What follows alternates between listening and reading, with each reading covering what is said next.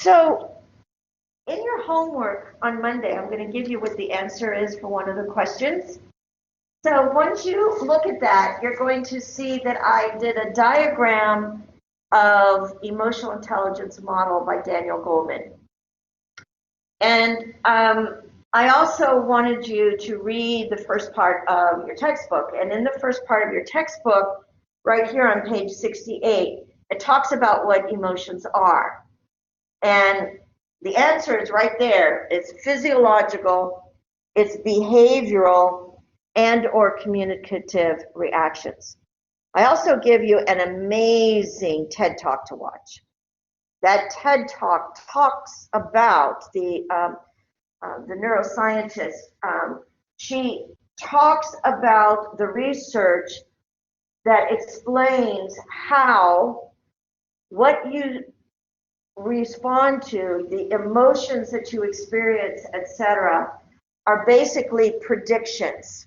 They're guesses in response to what's going on in the world, all right, or in that moment, etc.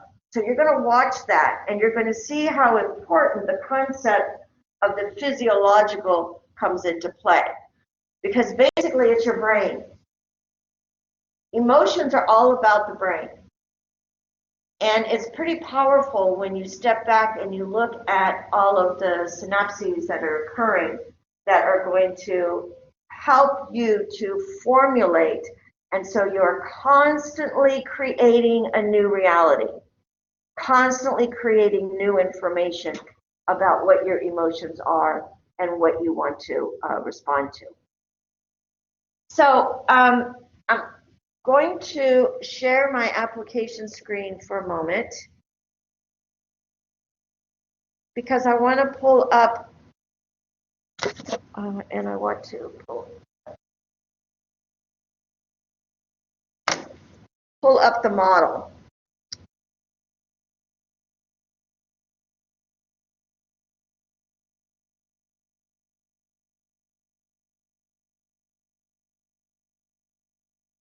So in this assignment, Julia, can you see this picture of this model? Oh. Yes, I can see it. Thank you, Julia.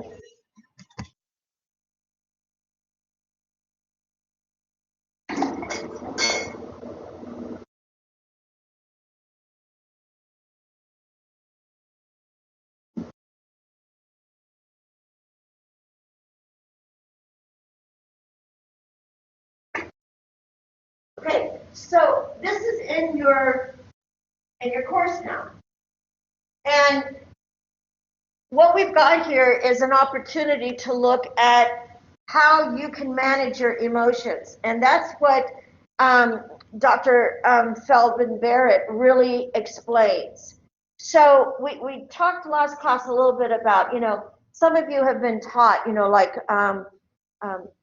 big boys don't cry and those kinds of things. So you do have the ability to manage and control your emotions. You can do and manage them so that it is appropriate to the situation.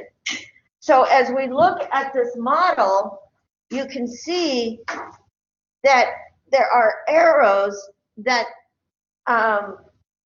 direct your knowledge and understanding and therefore your behaviors. But it all starts with self-awareness. What is your awareness of your abilities? What kind of emotional and accuracy understanding do you have of your emotions? All right. And some of that requires some assessment. So it means if given a certain circumstance, how are you going to respond? Now remember, these are predictions. These are not guarantees. But given a particular situation, how are you going to respond to it? All right. It moves into down to the bottom here where we talk about self-control. And that self-control is critically important because even though you may be very aware, do you still have the ability to select the appropriate response? All right. If you can manage yourself This is called emotional intelligence. And that emotional intelligence is far more important than any intellectual intelligence. All right, you know, my IQ is not off the charts. My brother's was. I had more common sense than he did. All right, he could solve any kind of a mathematical equation and was just amazing. He was in the Navy, he was in the submarine corps, he was an engineer, he was amazing. All right, fast. But man, sometimes he didn't know when to come in out of the rain, that expression. All right, so common sense can be just as important, if not more important, in certain job situations, etc. Now, luckily, engineering was better for him than for me. All right, so then it goes over to this side, and it talks about empathy. Now, Daniel Goleman is an amazing researcher who did a lot of work on what this means.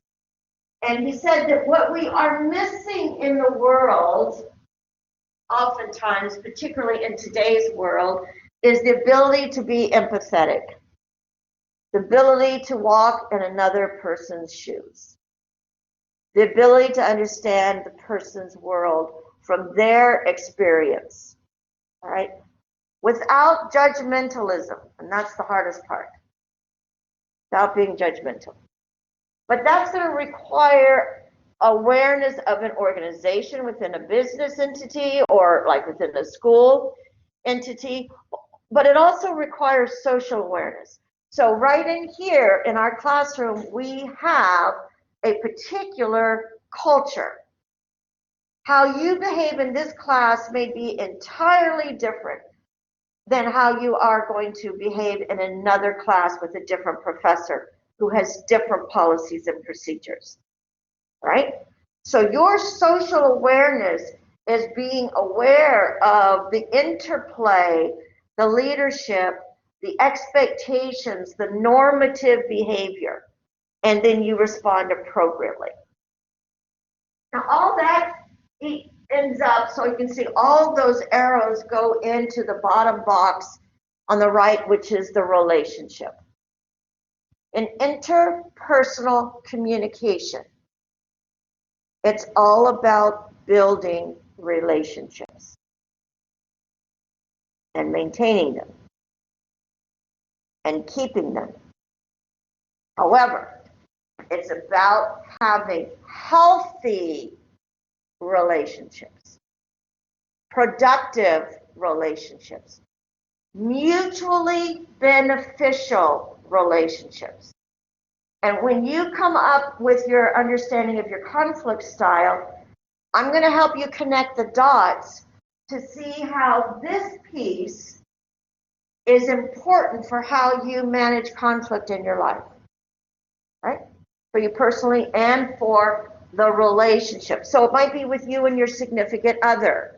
It might be with you and a professor. It might be between you and your supervisor.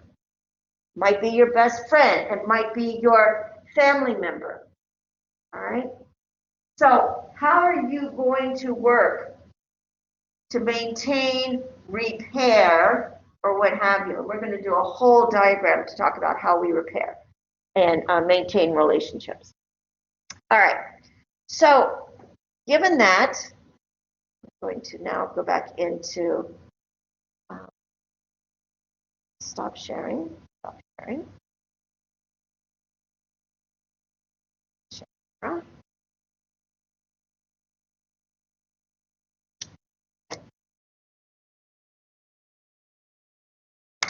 So I'm going to show a video for your next class, actually for the students that are not here today, that are covering what I'm going to talk about right now. So turn to page, go to the next page in your text.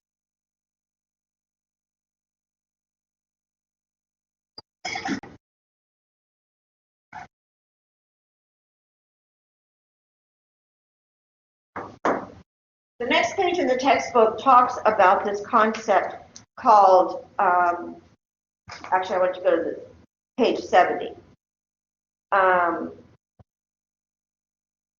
Page 70 reinforces what the Harvard professor talked about in terms of your expectations and your predictions. What's interesting to note is that a lot of this is predicated on how you were raised, right? So those of you who are parents, how you are raising your children has a significant impact. For those of us who are adults, who are reflecting back on our own relationships with our parents or other caretakers, primary caretakers in our family, those have an influence on how we use or apply our emotional intelligence. So we have what's known as attachment theory. You will have test questions about attachment theory, and you will have questions about the different types of attachment theory. Now, I'm not going to go through this long because you can watch the video on your own, all right? There's a video that is going to explain the different attachment theories. But what I want to do is to identify a couple of them from a highlight. If you have what's known as secure attachment, that means in your adult life, you have the ability to create and maintain secure attachments with others, no matter what their environment is, no matter what the relationship is. It's predicated on your history, how your brain was programmed by what people said to you and what people did not say to you. What behaviors were reinforced and what we're told not to do. All right? So you can see that if you had a really, really good positive relationship with your parents, the predictability is that you will also have a really good relationship with your children. Right? It's a high predictor. No guarantees. Case in point, my husband had an okay relationship with his dad. My husband broke the cycle and has an amazing relationship with his two children. Right? So it doesn't mean that it's a guarantee, especially when you go through training and counseling, that you can see how you can make it better and improve with the next generation or the next relationship. Okay, dismissive avoidant attachment. This is a discomfort that you have with closeness. You tend to, you can see what it says, you develop feelings of love for others, but those feelings lose intensity just as fast as they are created. All right, so these are people who often can't get into long-term relationships. And you may have even dated somebody like that. That once it got to be intense and long-term and it felt really good, that person ran away. All right, and oftentimes it's, again, because the primary caretaker often result of absentee parents or divorce, separations, those kinds of things. Now, the anxious preoccupied attachment means that you are anxious even more so about specifically being abandoned. And this was the one that I suffered from. I had trust issues with my husband. I had no grounds for having trust issues with my husband. My husband has been the most amazing, true person to me all of our life. However, my dad left me when I was 15. Walked away from the family. My brother, older than I was, went off into the Navy, Dam Neck, Virginia, was in a car accident and died. He left me. And it wasn't until 20 years later, through a whole lot of couple counseling, that I was able to identify that I was expecting Rick, my husband, to leave me. It was just a matter of time. Because all the important men in my life did. Oh, I should backtrack. While we were dating, we also broke up for a year because we needed to grow up. I was in college and he was, who knows. So we broke up for a year, and it was a very healthy. We dated other people. We needed to grow up. And then I saw him across the parking lot, and it was love. It rekindled again, and we started to date, and the rest is history. All right. So those who have a real anxiousness, trust issues, is an example of what I had to overcome. And then there is a fearful attachment. And this is uncomfortable in close relationships. You want it, you want to be in them, but you have difficulty expressing affection to others. I don't know about you guys, but let me ask you. How many of you have seen your parents hug and kiss? You did, you did, you did. Have you seen your parents hug and kiss? Uh-huh. How about you? Have you seen your parents hug and kiss? Me neither. Me neither. But you did. Did you hug and kiss your significant other? Yeah. In front of others? Yeah. Yep. And that's called demonstrative. So you were demonstrating your love, all right? And you didn't have a problem with other people seeing it, correct? All right. Yeah. I mean, with reservations, of course, what's appropriate. All right. So, yeah. So, oftentimes people who are afraid to show, because that was me again. You don't hug and kiss in public. That's how I grew up. And it took a long time for my husband and me to develop, okay, I'll hold your hand. And that's about it. All right, because again, that was the influence that I had, right? So these intensities of how you are raised can create some interesting paradigms of how you express and view emotions, etc., which are explained more in your book and also in that video that you can watch. Now, I also want to talk about something known as display rules. This is going to be really important for your term papers.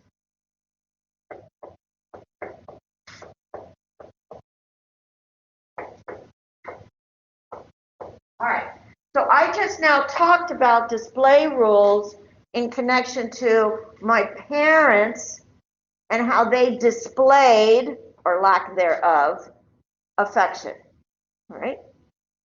But there's other kinds of display rules.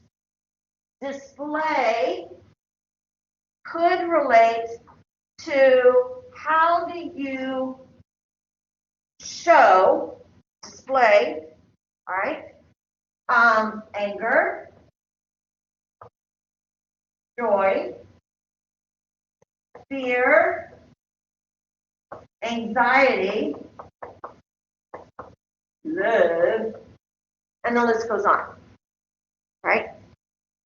How you display them is indeed influenced by your parental upbringing or significant care upbringing, but it's also managed by culture. Your cultural rules. So when you're looking at any of your countries that you are researching, absolutely research the display rules.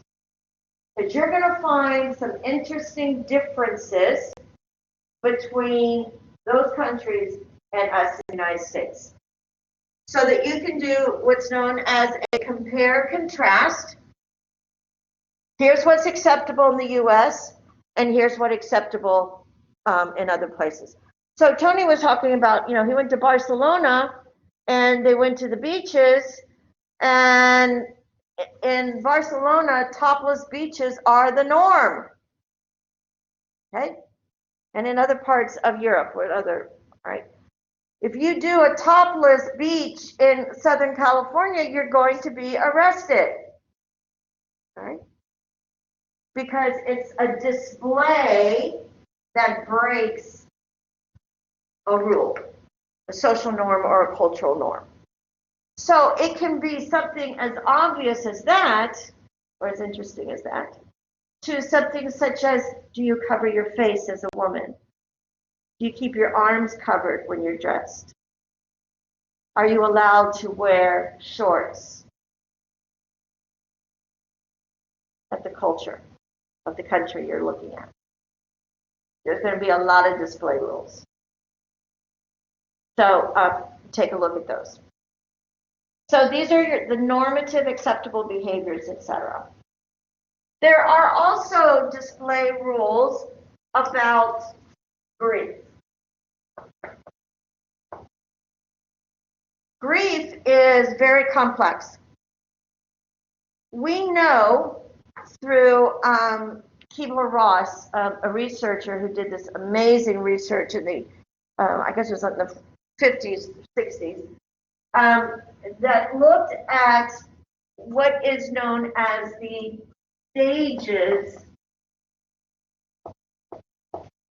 of grief. When you lose somebody, you're going to go through a couple of different stages.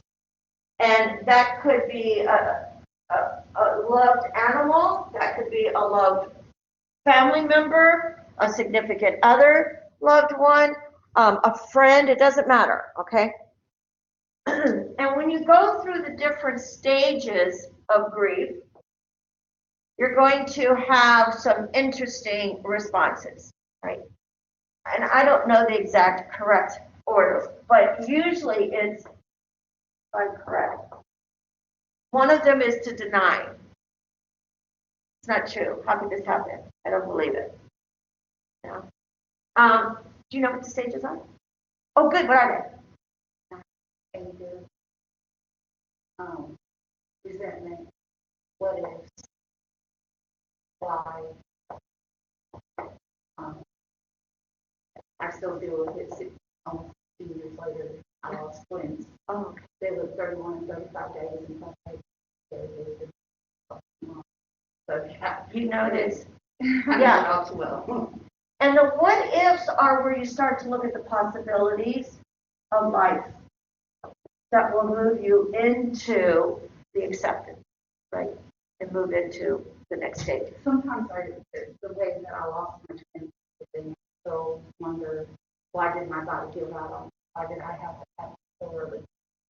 What if, you know? Okay. And I blame myself a lot for it. Okay, so the what ifs could also be your blaming. Yeah. All right. So, did you take what's your level of responsibility in the loss? All right. And then, I even blame God a lot too. oh yeah. In the beginning. Oh, Oh yeah. absolutely. God is blamed a lot in these stages. Yeah, I don't think this is possible. So then there's another stage, and the next stage is where you're able to, I'm going to say acceptance for lack of the best word. Okay. Yes. I mean, so you go through these and you're still processing. All right. So how do you communicate with somebody who has just lost a loved one? Well, there are rules, display rules of how you demonstrate your grief. There's also display rules, all right, or just display rules about how you demonstrate your grief. Think of it this way.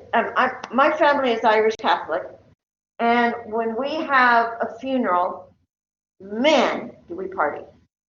And we wail, and we wail, and we wail, and we cry, and we just do we tell the stories, we raise a glass of beer or two or three or four or five or six, all right, or the Irish whiskey. And so what we do is we really celebrate the person's life. Okay? That's what we try to do. We really, really, I mean, there's going to be lots of wailing and tears, but everybody's just, oh, right? But other families, it's not going to be that way, whether it's, other kinds of religions or etc.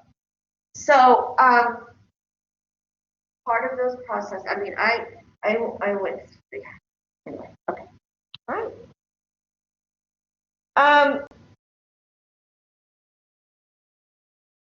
Okay, any questions? No? Any comments? No? All right, that's good. All right, so let's move on to a concept called the emotional contagion. Emotions are contagious, or the display of the emotions really are what are contagious. Have you seen somebody laugh and laugh and laugh, and you have no idea what they're laughing about, but you start smiling and laughing too? Yeah, okay. It's contagious. Have you ever seen somebody cry and you're like, oh my gosh, and you just immediately become very sad and you're not sure why, but you're watching their behavior and it starts to, okay, well, it's like, if somebody sneezes and you sneeze or cough and cough, okay. Yes, there is this amazing contagion factor that goes on. The words of wisdom for this, and I'm not going to go through them a lot, other than to say that be careful who you surround yourself with. All right? Be careful who are your friends. Be careful of who you expose yourself to, because their behaviors will become contagious. Right? So Ruben's shaking his head. Yeah, okay. All right. So some of us have seen that both on a positive and in a negative. Yeah? All right. So be conscious of who your friends are. Now, many of you who are parents, you probably told your kids, be careful what friends you choose, right? Because they are going to influence positively or negatively. You may influence them as well, but here's the adage. You cannot change anybody. Yes? Back in the country growing up, they said, don't hang around. Yes. Perfect. Don't hang around with the wrong, especially the crowd, because crowd behavior will make it even more contagious. So that crowd mentality will get people caught up in, well, everybody's doing it, it must be okay. Yeah. Yeah, strong peer pressure, exactly. And then, the bad friends, Isn't that interesting? Yes, I did that too with my kids, but I couldn't tell them. my mom done it a lot with me because I've had quite a very bad friend. Yeah. And now I have to do that with my 13-year-old. He's hanging out with a girl they go to school together, and I'm like, her. And I tried to be friends with her mom, and her mom tried to stab me in my back. So it's like, I don't like her. I don't trust her, but I'm like, goodness knows I don't like her. But I have to let her make that choice and that decision because she has to learn. She has to grow up. So the way you do that is with questions. You don't talk to her or at her. You ask your daughter questions. And those questions are for self-discovery. Now, you have to ask the positive questions as well as the concerning questions. But that is a technique to help guide somebody to reach their own conclusion. And you'll see how we do that later.